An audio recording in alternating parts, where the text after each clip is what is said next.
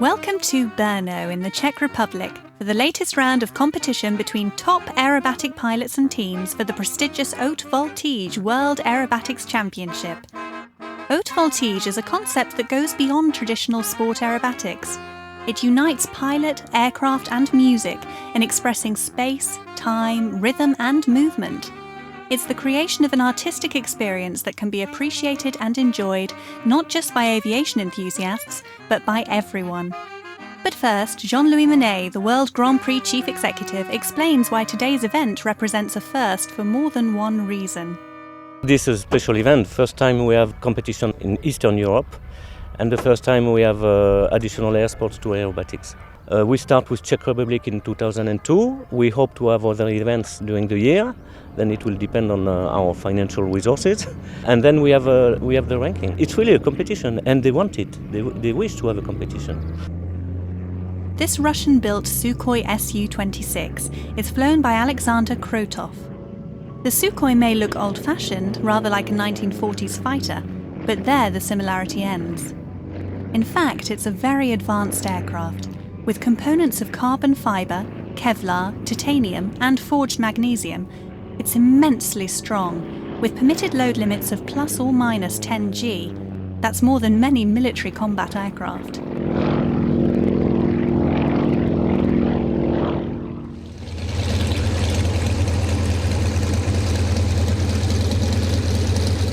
Yet another first for the event is the appearance of the Yuka. This brand new aerobatic aircraft is designed, built and flown by aeronautical engineer, test pilot and top aerobatic pilot Jurgis Kēris. The aircraft made its public debut in his native Lithuania only a few weeks ago, and in the Yuka, Jurgis believes that he has produced an aircraft capable of manoeuvres beyond classic aerobatics.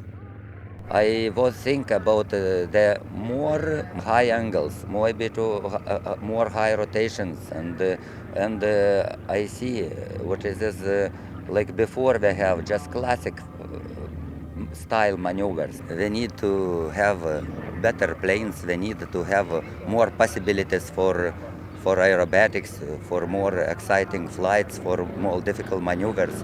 And what I made here, you see, maybe for future. Something new, and for me, flights like in Sukhoi is like old time. I feel now at very interesting time. I must know how do the plane exciting and strong maneuvers, like competition maneuvers, in low altitudes and high Gs, and I am very happy in this job from my plane.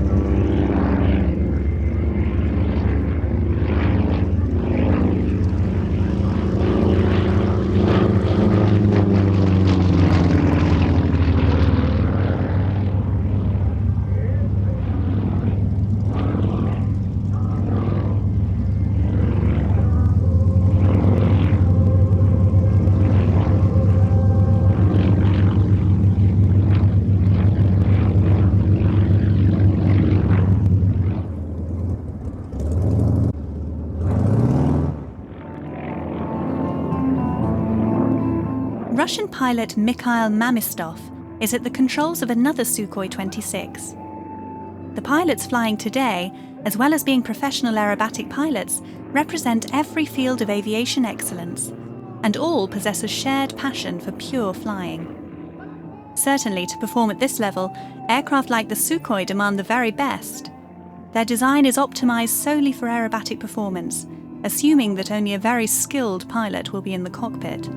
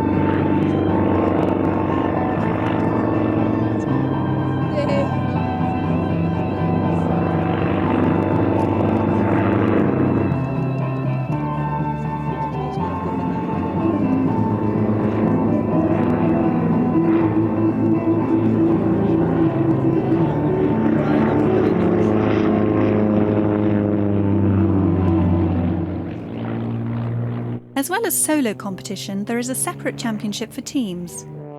The first of 3 teams competing here is also the home team in this event, the 4 Zlin 50LXs of the Flying Bulls.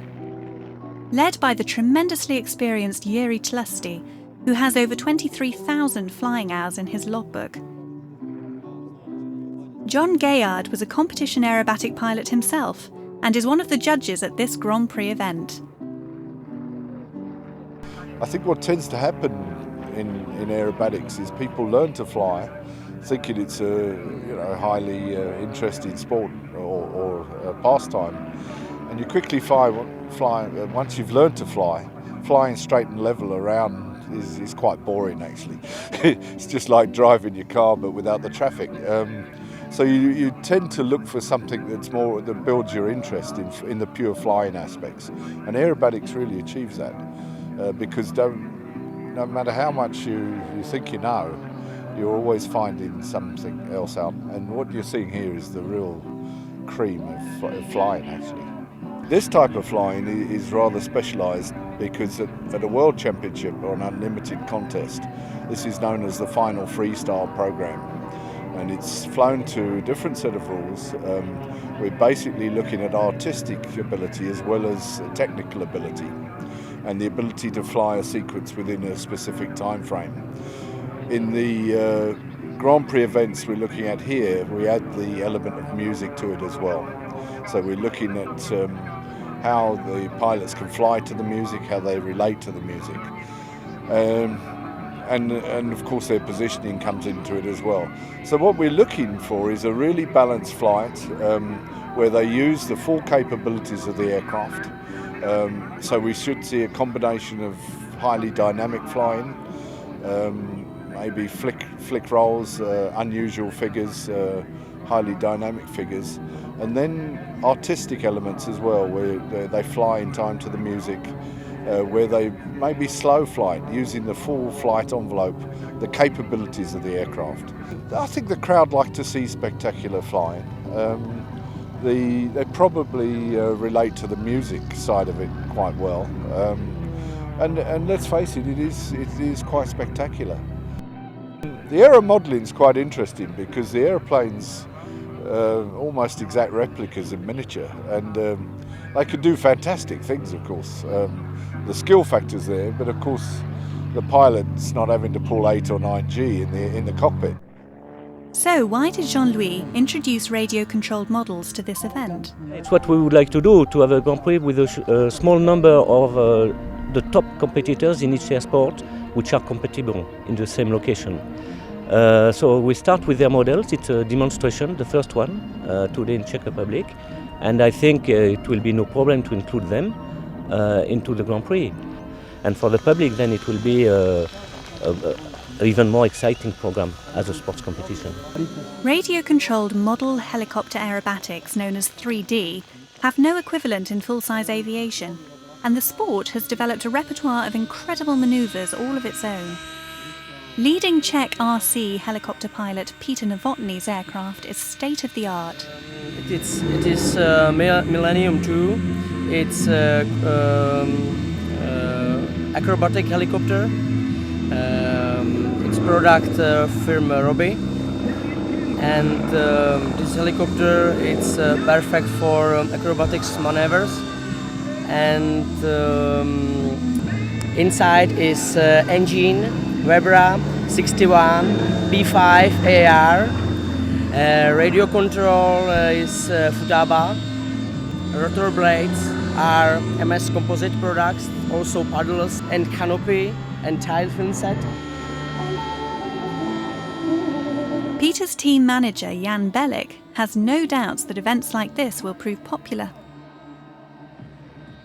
I think it's a brilliant idea, and to join it or link it with the full size is an excellent thing, because it will attract more spectators, it will more promote the aeromodeling area generally. Also for us it's quite good to, let's say, be in touch with the full size things. So I feel it's very, very positive.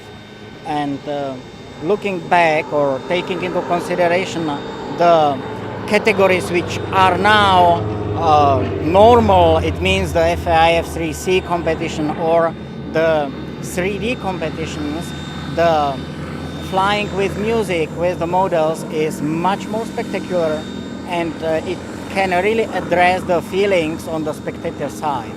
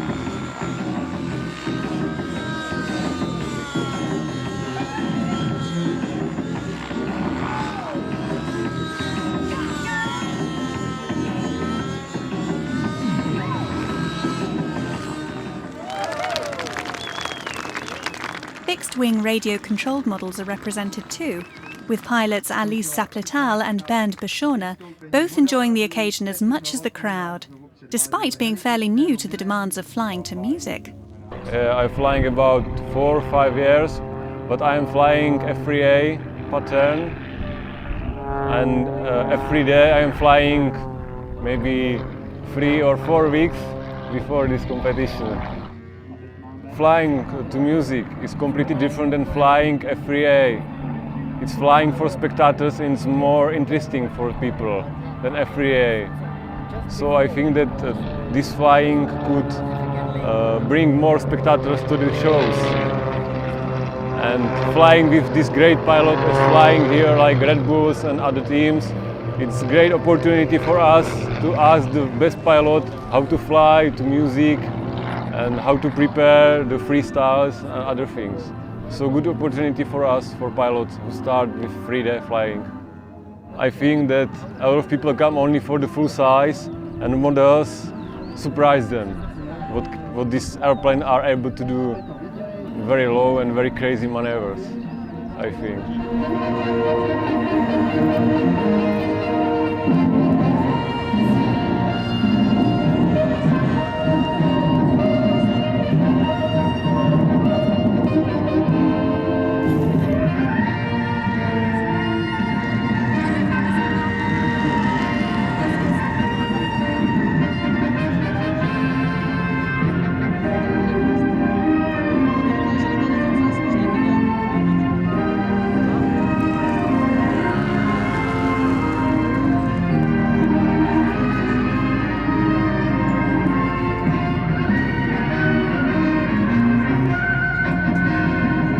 I love to fly to music because I can make my own figures and my own things and minds. I put it in the aircraft and then the aircraft fly to the music, and that is what I want. It's great.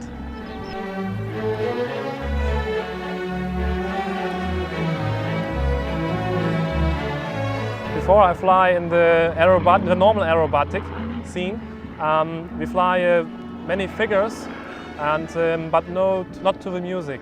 And that's a special kind of flying here.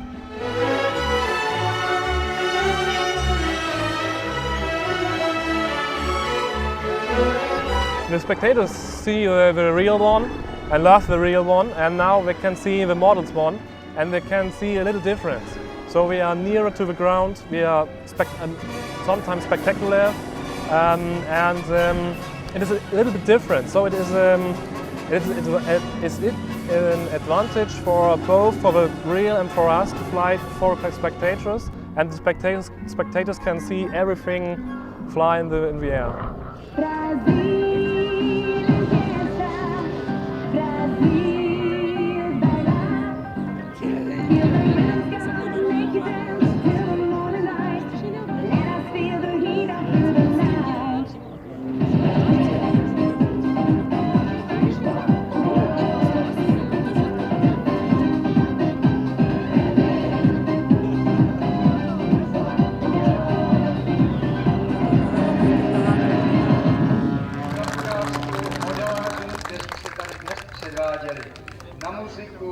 Back to full-size aircraft now, and Klaus Schrott with his extra 330XS. Like any other sport, aerobatics needs to generate public interest in order to attract the sponsorship money needed to participate. Klaus has flown in every Grand Prix event since the championship began in 1996, and is sure that events like today's are the way forward. It's a positive step because what we also want to have, we want to attract the public. It should be an event also for the public. What we normally do is the World Aerobatic Championships and the Classic Aerobatics is like in the figure skating. If you do the compulsory program, nobody's watching that. You have a similar problem in aerobatics, and this makes it very attractive what we do here for the public. It's a competition and it's a show. It's separated, but we can do both. We all can do it. So I think it's a very good event. I hope we get more events, especially here in Europe, perhaps in the States. We are in the Far East. We are in Japan. I'm looking forward to a good future for that.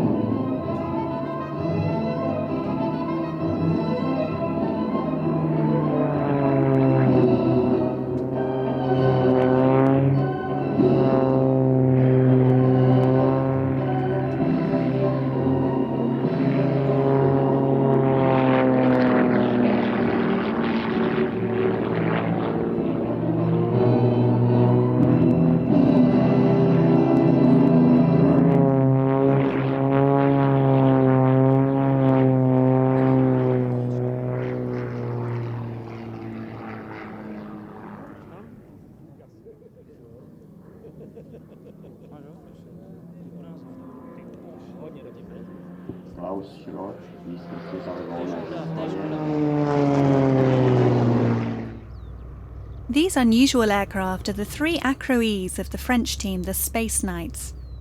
The Acro-Es is a modified version of Bert Rutan's Varies design, specially developed for formation aerobatics by the Space Knights team leader Réal Weber. In fact, the very name Space Knights is derived from the spaceship-like appearance of the aircraft, with their unusual configuration of pusher propeller, forward canards, swept rear wings and outboard fins. Many of the classic aerobatic figures performed today have their roots in the combat manoeuvres used by fighter pilots, and like Réal, who flew Mirage 4s in the French Air Force, his wingmen Michel Costa and Alain Amiot are also ex-military jet fighter pilots.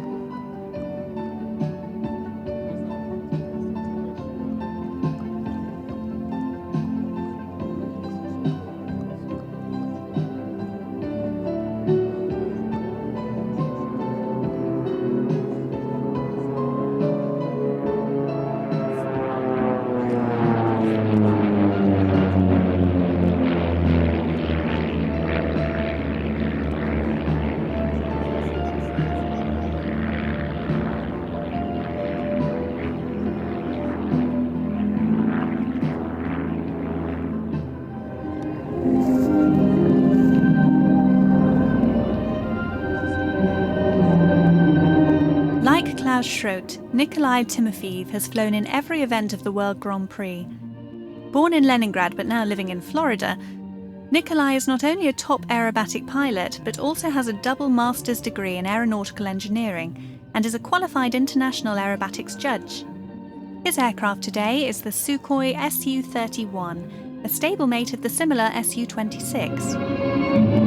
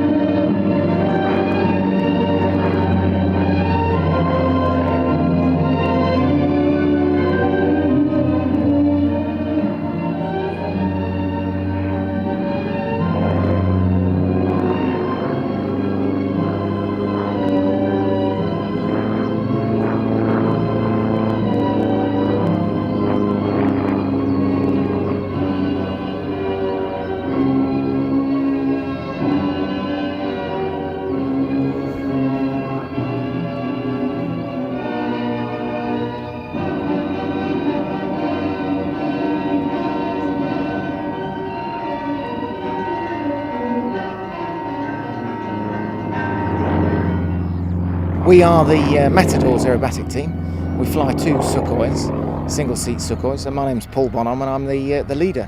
And I'm Steve Jones, I'm the wingman. So my job is to follow Paul's very smooth lead and just stay as close as I can.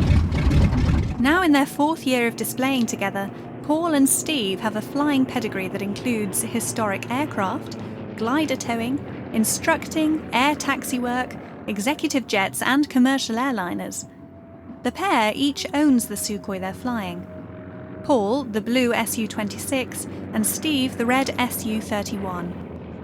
Why the Matadors? Well, what else do you fight flying bulls with?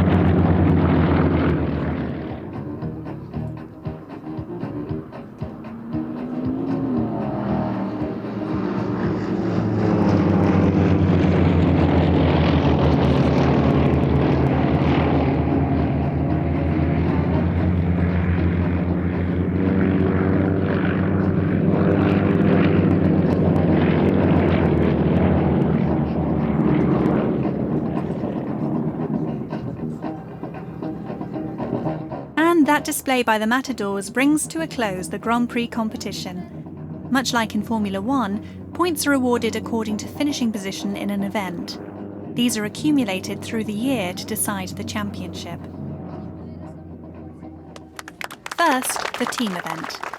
Third place and 8 points go to the Space Knights. Second place and 10 points go to the Matadors. And first place and 12 points go to the Flying Bulls.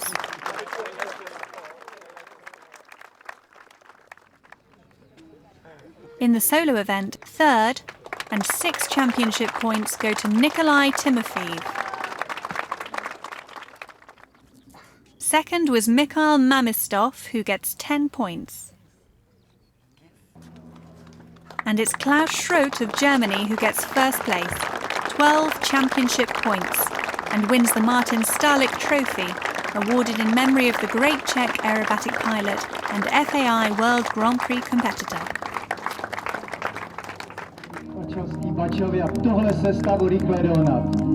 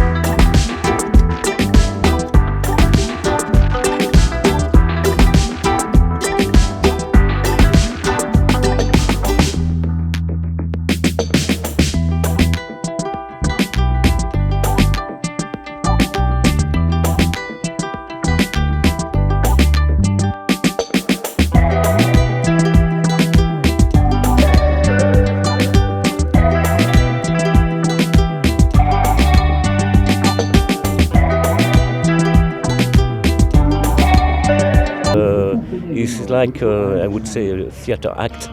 It took us, let's say, 4 years to convince the pilots to play this game, to fly right in timing, and to do what we were requesting them to do. And now they fully agree, and it's a different show for the public.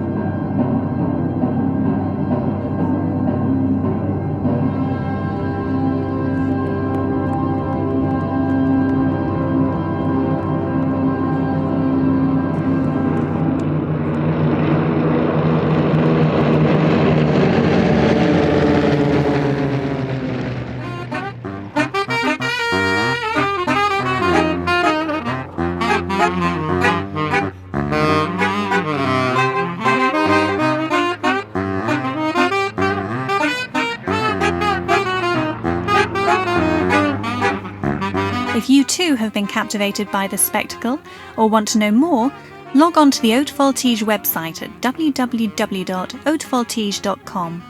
You'll find all the latest news about Grand Prix events and Haute Voltige performances, including details of results, rankings, future events and much more.